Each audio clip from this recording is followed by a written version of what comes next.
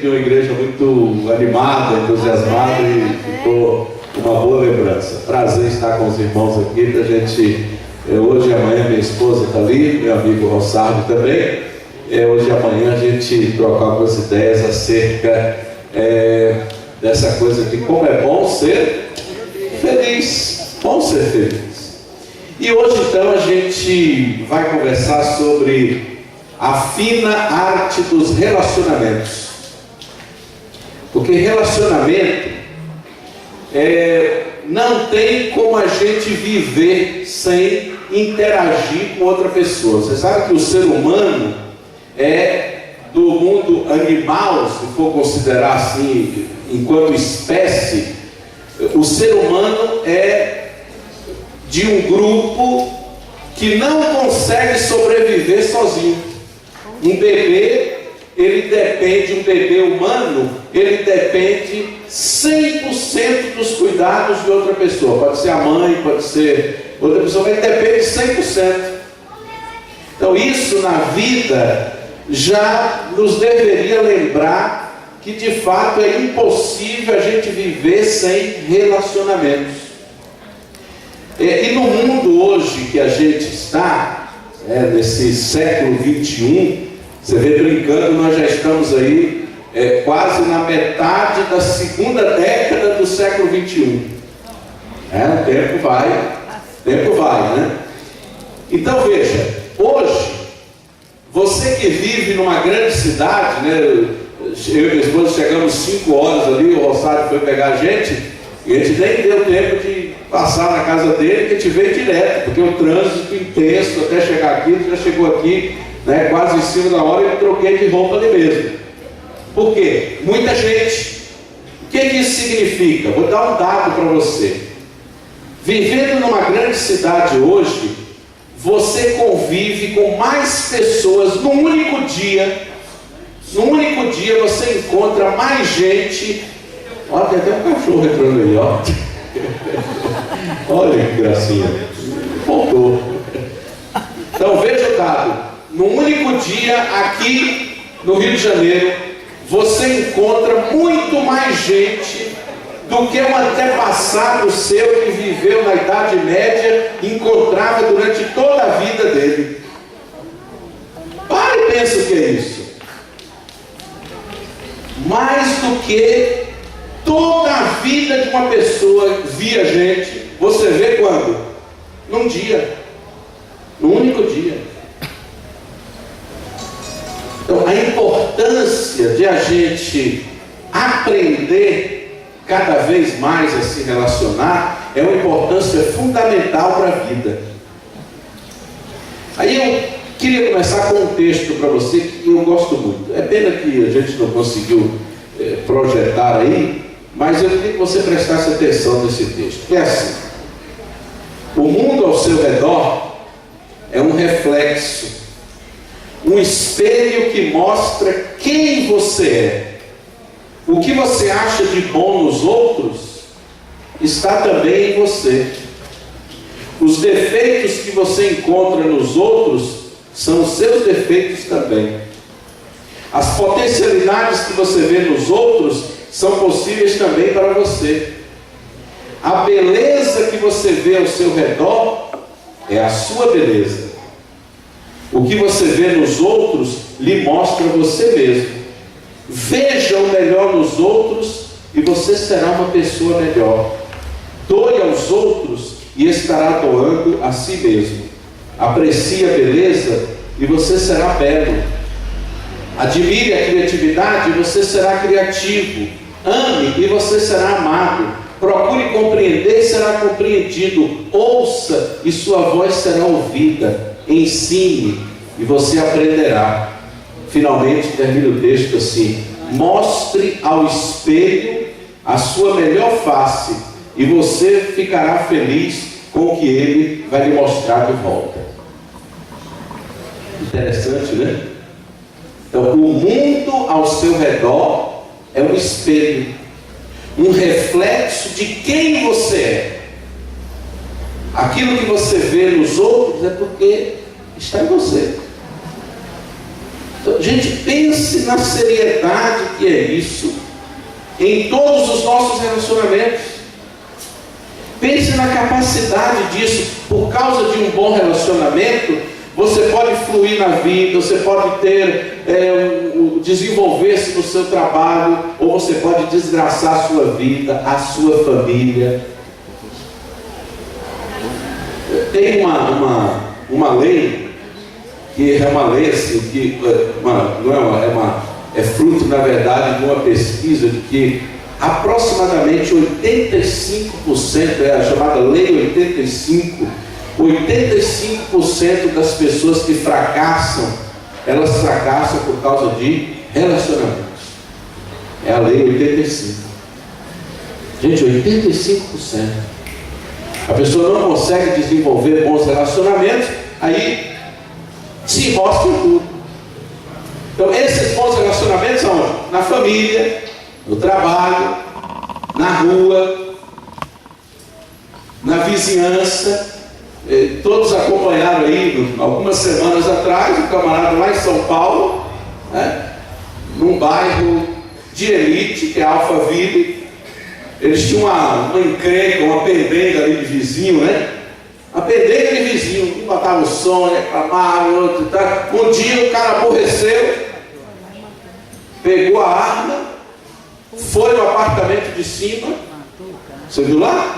Matou o marido, matou a esposa, voltou e disse para a mulher: acabou, você está entendendo? Acabou, não vai ter mais encrenca. Foi lá no elevador, se matou. Relacionamento. Se a gente não consegue, aí veja, vou trabalhar com duas vias aqui. Qual que é a fina arte dos relacionamentos? É você se dar bem com você mesmo, para poder você se dar bem com o outro, com o próximo. Quem é esse próximo? É o seu marido, a sua esposa, é o seu amigo, é o colega de trabalho. Você se dá bem com o próximo. Você tem que se dar bem com você mesmo. Se você não se dá bem com você mesmo, dificilmente você vai se dar bem com o próximo. Aprender essa arte é fundamental na nossa vida. Escuta só esse pensamento aqui. Provavelmente você já ouviu, eu gosto muito dele. As pessoas podem não lembrar exatamente o que você fez ou o que você disse, mas elas sempre se lembrarão de como você as fez sentir. Como é que você fez a pessoa se sentir? Então, isso não se esquece. Se você, até uma coincidência, não é porque eu não gosto de ficar citando exemplo pessoal. Se você entrar no meu Facebook lá, hoje uma garota postou no meu mural lá no Facebook uma frase lá. Ela disse assim: pastor, tá lá, postou hoje de manhã, Aline Gruber, o nome dela. Ela disse assim: pastor, jamais vou esquecer na minha vida, isso tem 12 anos, aquele sábado. Que sábado? Eu sei qual é o sábado, ela sabe. Aquele sábado que o Senhor me levou na igreja e sentou do meu lado. Jamais vou esquecer. Por quê? Qual é o contexto? Essa menina, há 12 anos atrás, ela entrou numa fase de rebeldia. Ela tinha fugido de casa, os pais da igreja sofreram, voltou para casa, uma confusão. Há 12 anos atrás, quando eu a conheci, ela tinha o cabelo roxo. Roxo, mas roxo mesmo. Então ela era uma pessoa difícil, aquela fase turbulenta.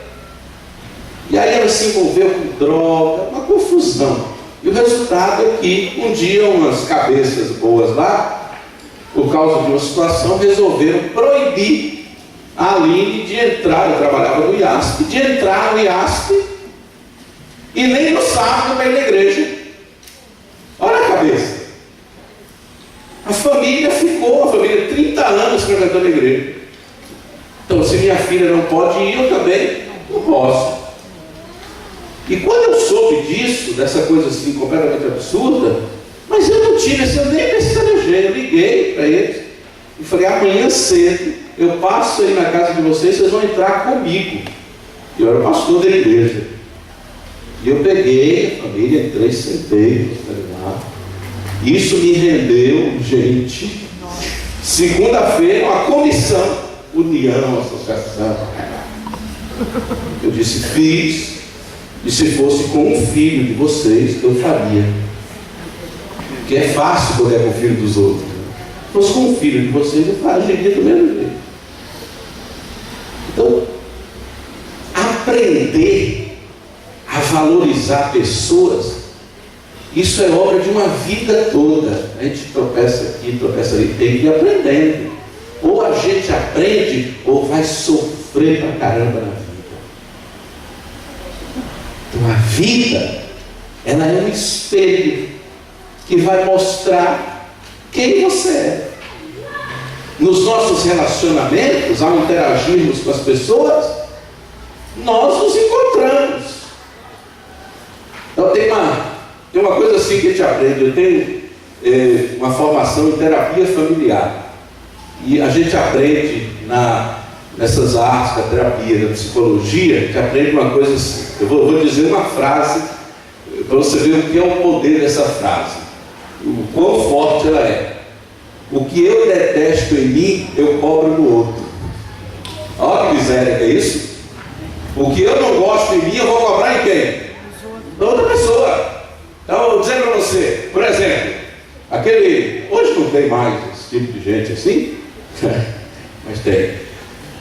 Sabe, eu não conheço vocês aqui, então eu posso falar com tranquilidade. Sabe aquele irmão radical? Eu cresci na igreja assim, vim para a igreja com 15 anos, e era muito radical. Muita gente aqui deve ter sido dessa época, assim, igreja radical, ficava pregando e aborrecendo por causa de saia curta, é uma confusão. Então a gente diz muito assim, muitas vezes, não é a saia curta da irmã, é o olho do irmão que não aguenta ver a perna da irmã. Como eu não consigo lidar com o meu olho, eu mando a irmã cobrir a perna. Não é muito mais fácil? Olha que facilidade. O que eu não gosto em mim, eu cobro. Eu cobro em quem? Nos outros. Eu mando a fatura para o outro pagar. Olha que desgraça.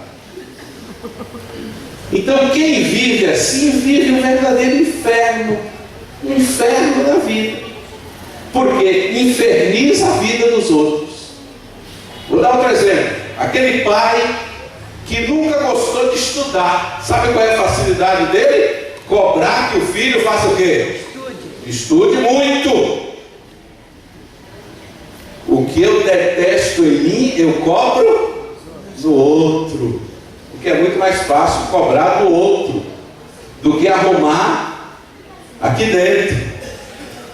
Vou dizer um pensamento para você de um filósofo chamado Heidelberg. Ele disse assim: imagino que para lidar com as diferenças entre nós e os outros, temos que aprender compaixão, autocontrole, piedade, perdão, simpatia e amor, virtudes sem as quais nem nós, nem o mundo podemos sobreviver. Temos que aprender o quê? Simpatia, amor, compaixão. Sem essas virtudes não podemos sobreviver. Por quê? Porque nós nos relacionamos. Se eu bato em todo mundo, eu acabo ficando sozinho. Se para mim tudo resolve na pancada, eu acabo ficando sozinho, amargurado.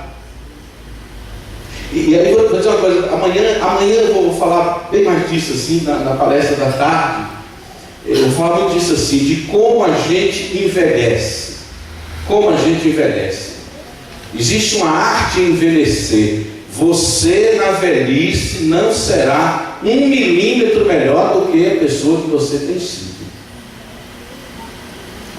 Pensa isso, que isso é uma coisa boa ou uma coisa ruim? Porque na velhice a gente vai sedimentando certas coisas. De certa forma, na velhice a gente cumpre um ciclo que é o quê? Gálatas 6,7. Tudo aquilo que o homem plantar, isso também ele colherá.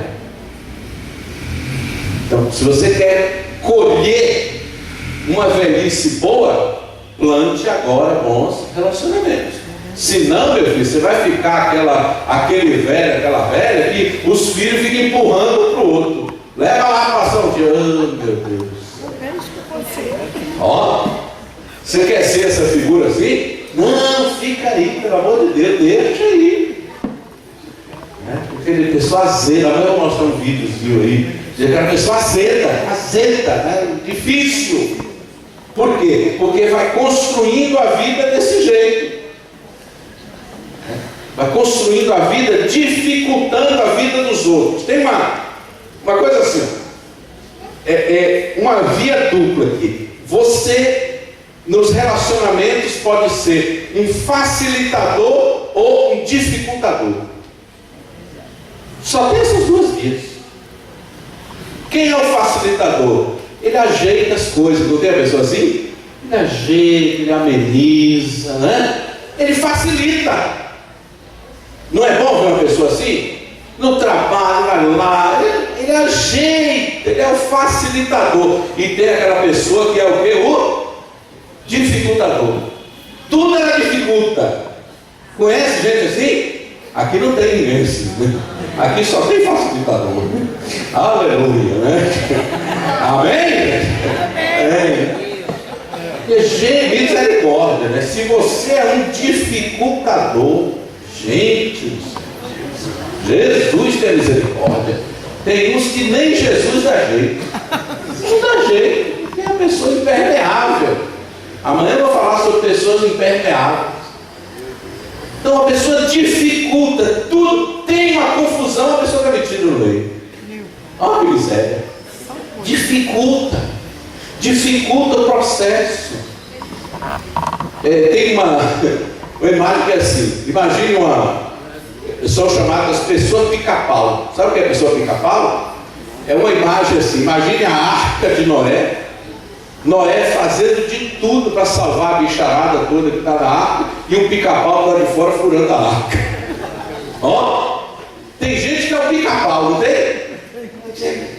A despezinha, ela dificulta. No trânsito, quanto pica-pau você vê no trânsito? Você está assim. Se você não cuida, você desce, está batendo no sujeito, vai morrer. Ó. Então, quais são as duas vias? Num relacionamento, você pode ser um facilitador ou um dificultador. Aí você pergunta para você mesmo: eu sou um facilitador ou eu sou um dificultador? Eu facilito as coisas dentro de casa ou eu dificulto? Próprio, né? Tá tudo certo, mas aí eu estou dificultando. E quando eu dificulto, gente, há uma coisa assim, ó. Quando eu dificulto para os outros, é bem provável que os outros vão dar um jeito de fazer o quê? De dificultar para mim. Ou seja, quem que sai perdendo? Sou eu que saio perdendo. Quando eu dificulto para os outros, eu saio perdendo, porque os outros vão dificultar para mim também. Se você facilitando, ainda tem gente que vai dificultar para você, e se você dificultar para os outros? Ah, meu filho, vão dificultar para você. Então a vida tem esse efeito bumerangue, vai e volta. Aí quando você se pergunta, eu dificulto ou eu facilito? Vou dizer um outro pensamento aqui para você. É uma pena que a gente está sem a tela, que a tela fixa mais as coisas assim. Há pessoas desagradáveis, apesar de suas qualidades, e outras encantadoras, apesar dos seus defeitos. Olha, então há pessoas que são desagradáveis, apesar de suas virtudes. É bom pagador, mas você não quer conviver com ele. É uma pessoa chata, é um mala, não tem a expressão do jeito que fulano é um mala sem alça. Então há pessoas desagradáveis, apesar dos seus defeitos, e outras pessoas que são o quê? Encantadores. O sujeito é enrolado, mas apesar dos seus defeitos, é uma pessoa encantadora. Olha, tem um pesquisador chamado Carl Albert, que ele identifica uma série de doenças sociais.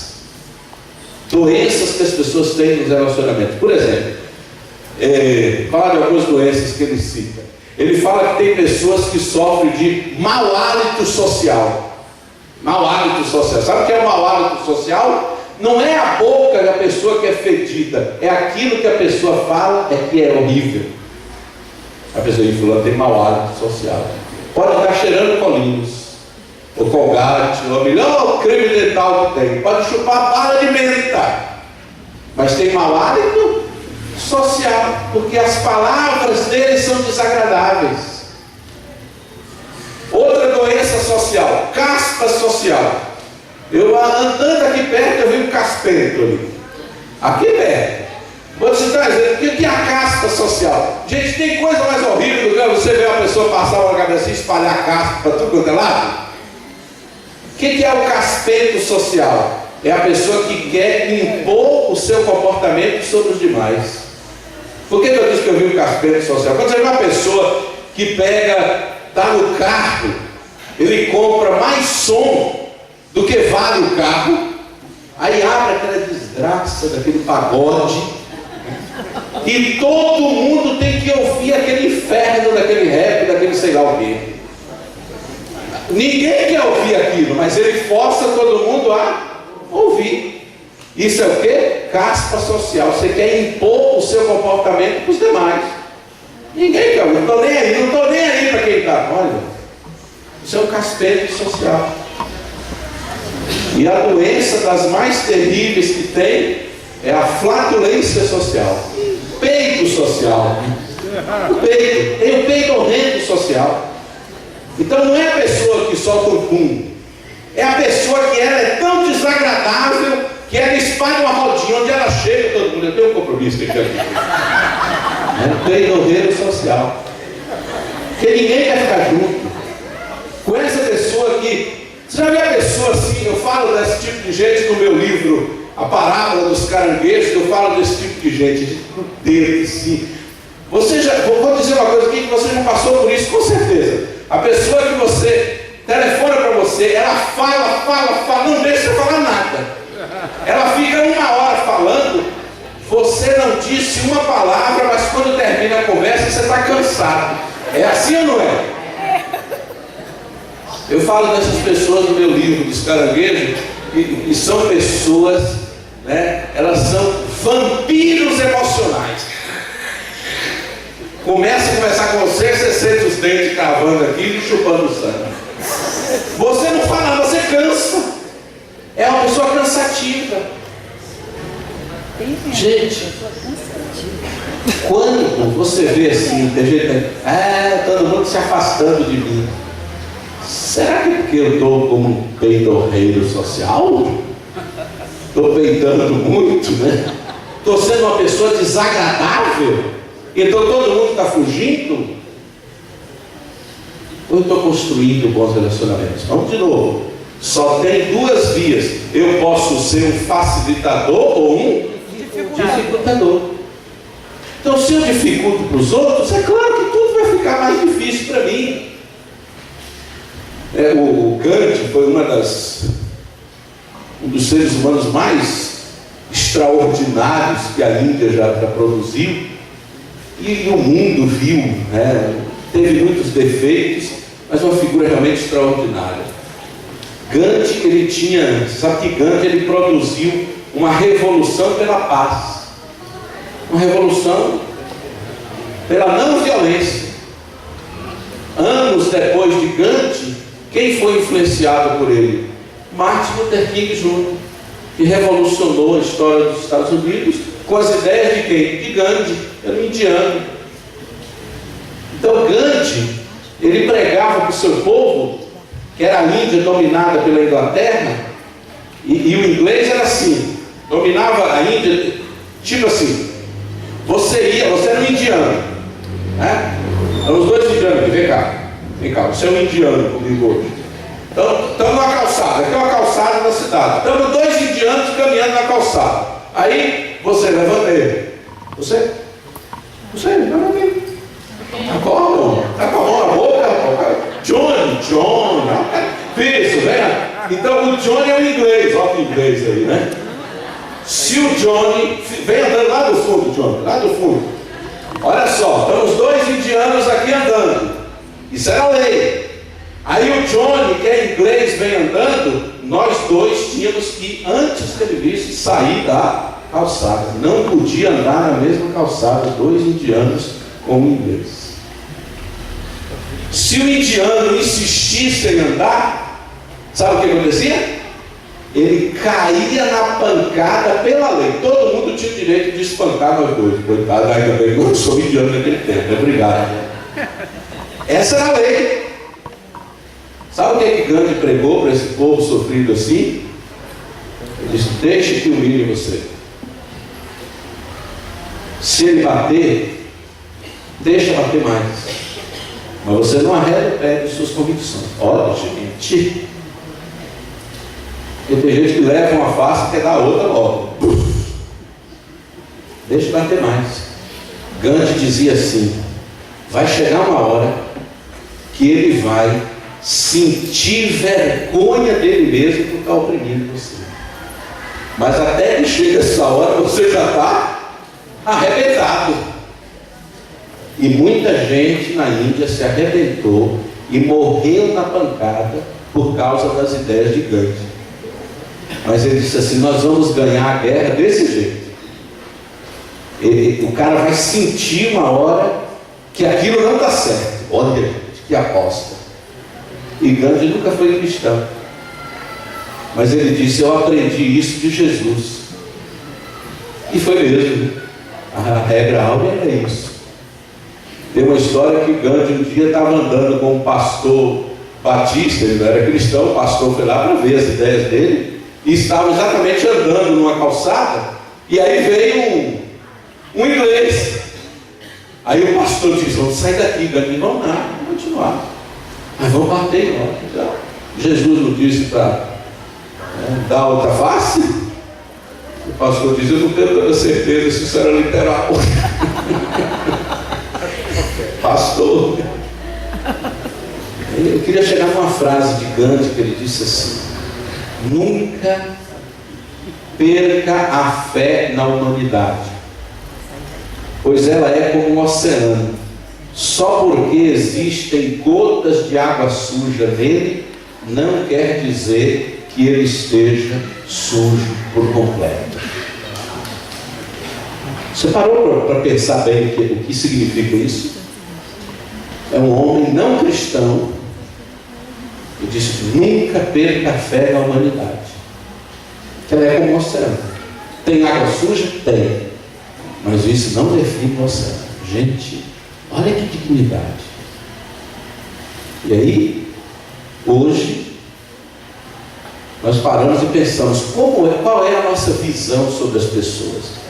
Muitas vezes a nossa visão, eu questiono um pouco a visão que a gente tem, que muitas vezes está dizendo assim: o mundo não tem mais jeito. Você já viu como a gente gosta de dizer isso? Todos nós dizemos: o mundo não tem mais jeito. Ixi, tem mais jeito não. Sabe que quando a gente diz muito isso, sabe o que a gente está fazendo? A gente está criticando a Deus. A gente está dizendo que a gente sabe administrar essa coisa melhor do que Deus. Porque já teria voltado e acabado com tudo isso. Para e pensa de outra forma. Aquilo tudo que está errado aqui no teu bairro, na tua redondeza, se está aí, é porque Deus ainda quer que esteja.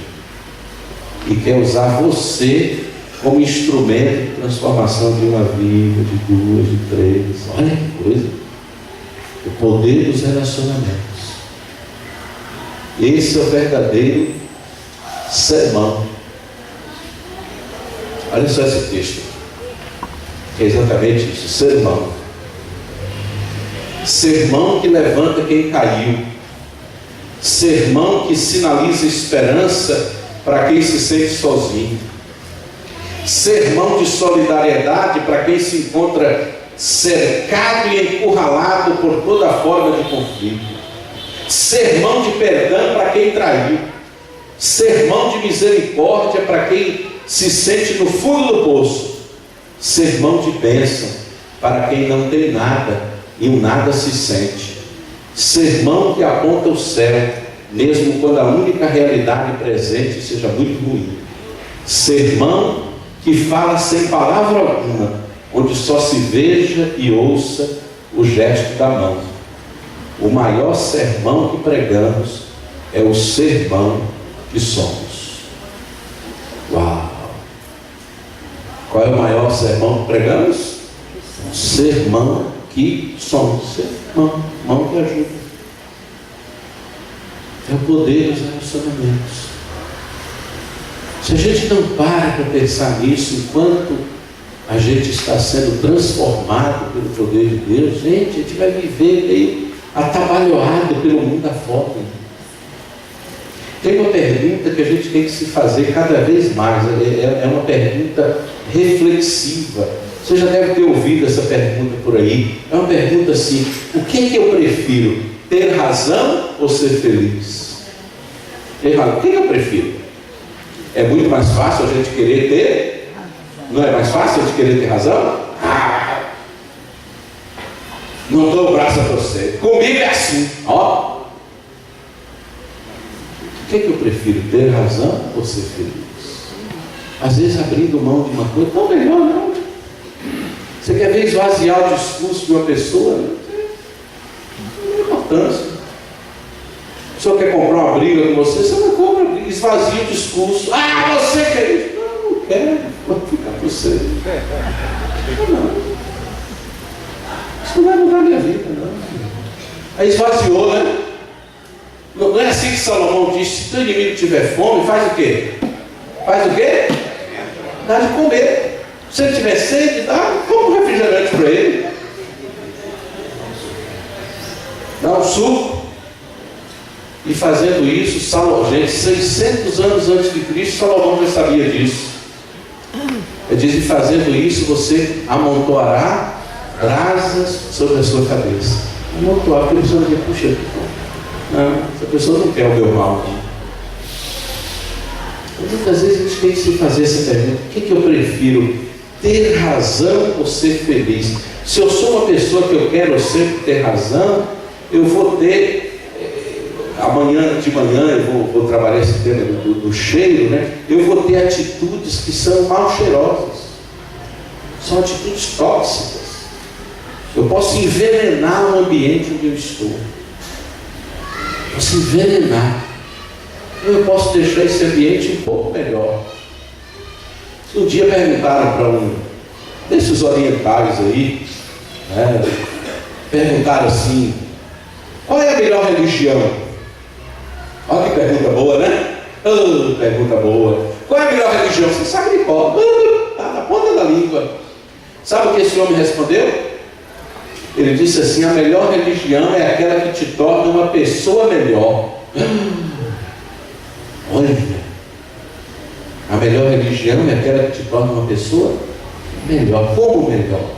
Mais paciente, né? Mais alegre, mais feliz.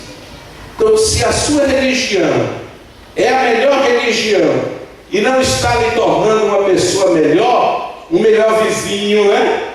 Um melhor marido, uma melhor esposa, se a sua religião não está lhe tornando uma pessoa melhor, tem alguma coisa que está errada com você.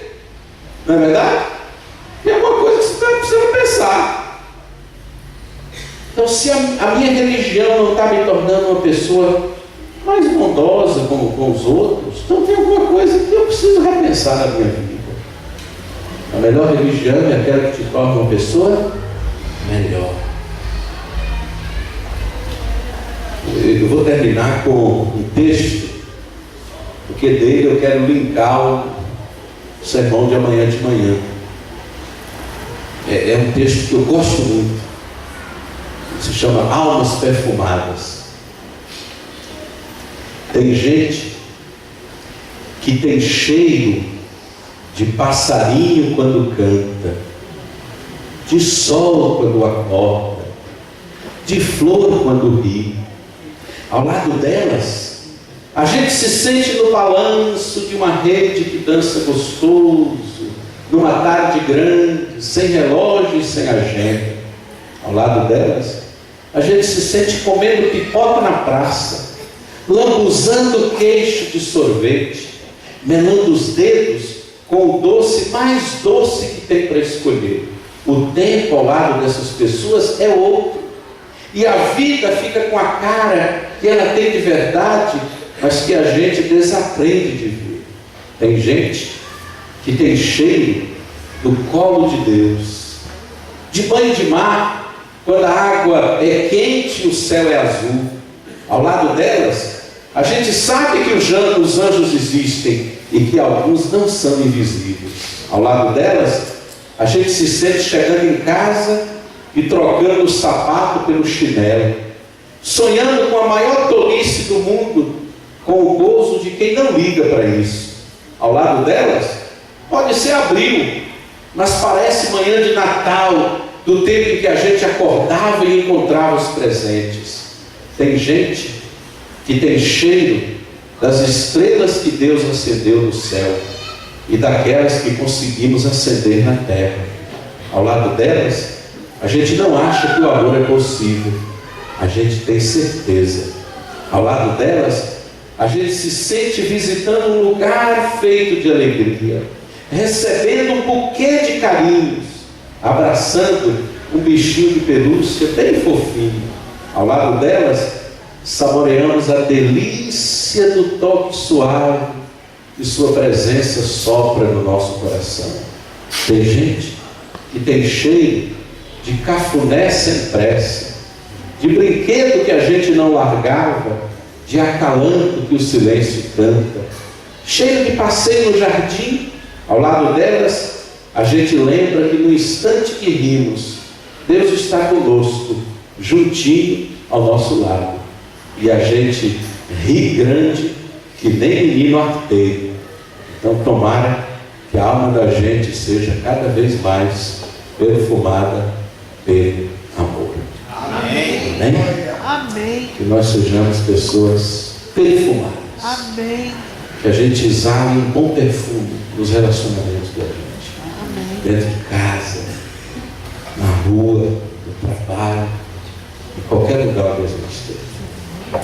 Vamos pedir a Deus que nos ajude nisso hoje, a viver assim a fina arte dos relacionamentos.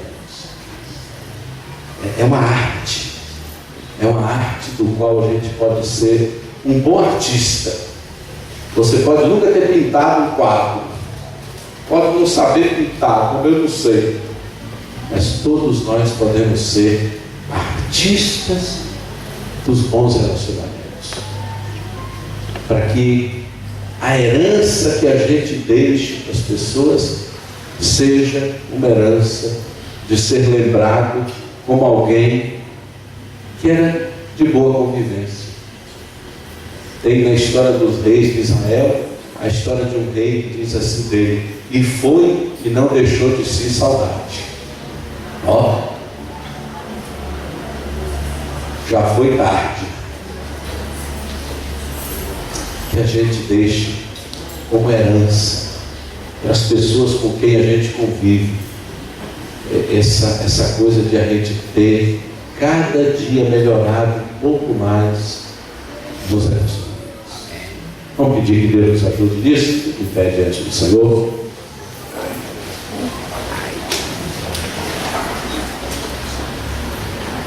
Amado Deus, Senhor, muito obrigado, porque nós podemos conviver bem uns com os outros, Senhor. Amém, Senhor. Muito obrigado porque Tu nos deixaste o exemplo, Senhor. É verdade. De viver a vida em abundância, de valorizar as pessoas. Amém. Senhor, que a gente não encontre desculpa para poder maltratar alguém. É verdade. Que a gente não encontre desculpa jamais para poder ser indiferente. É Mas que verdade. cada um de nós possa desenvolver essa arte fina de de se relacionar bem. Amém, Se o Senhor. nosso coração é duro, Senhor, amoleça esse coração. Por favor. Quebra esse coração, meu Deus. Amém, Senhor. Quebra esse coração que às vezes é tão machucador de pessoas. Verdade. Senhor, que cada um de nós entenda que a gente não é pedra para ficar arrebentando com os outros, não é porrete, mas que a gente seja, Senhor, coração transformado. Amém, Senhor. Coração de carne, sensível, Senhor. E assim a gente possa viver cada vez melhor uns com os outros. Amém. É a nossa súplica no nome maravilhoso do nosso Senhor Jesus Cristo. Amém, Senhor. Senta aí e a gente vai ouvir o coral de novo. Fico muito feliz, a música que o coral cantou foi muito bonita. E vamos ouvir mais uma música aí. Eu desejo uma boa noite para os irmãos e a bênção do Senhor.